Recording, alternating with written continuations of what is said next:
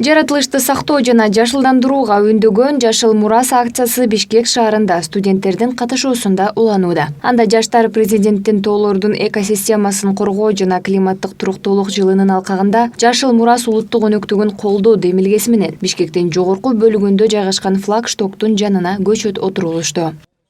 Негизги максат бул Кыргызстандын жаштарын азыркы өзгөрүп жаткан климатка көңүл бурдуруу, ошондой эле тоо экосистемасын бузулуп жатканына көңүл бурдуруу жана бак отургузуу аркылуу биз токой аймактарын кеңейтүү, ошондой эле бул тууралуу жалпы информация берүү жана чогуу биргеликте ушул бак отургузуп андан аларга кам көргөндү үйрөтүү болуп эсептелинет.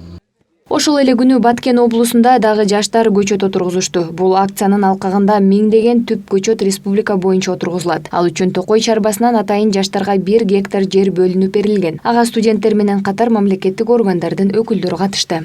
Кийин башка областтарга да өтүп кетет бул эстафета. Бүтүн Кыргызстан боюнча болот. Ушул жаштарга мен абдан ыраазы болуп атам. Президенттин да ыраазычылыгын бүгүн жаштарга билгиздим.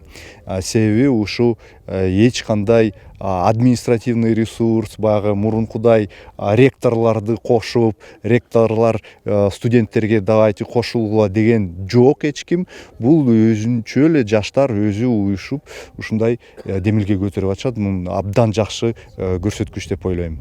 Климаттын тез өзгөрүшү жана мөңгүлөрдүн эриши Кыргызстандын эле эмес дүйнө жүзүнүн көйгөйү. Ошол маселенин алдын алуу үчүн Жашыл Мурас улуттук өнөктүгүнүн алкагында өлкө боюнча жыл сайын 5-6 миллион даана көчөт отургузулмай болду.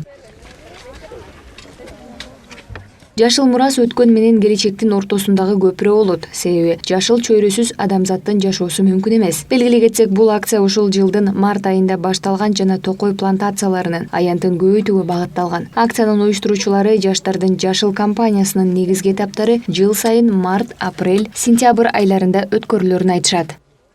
Айзагым Чебекова, Нурдан Карыпбеков, Пирамида.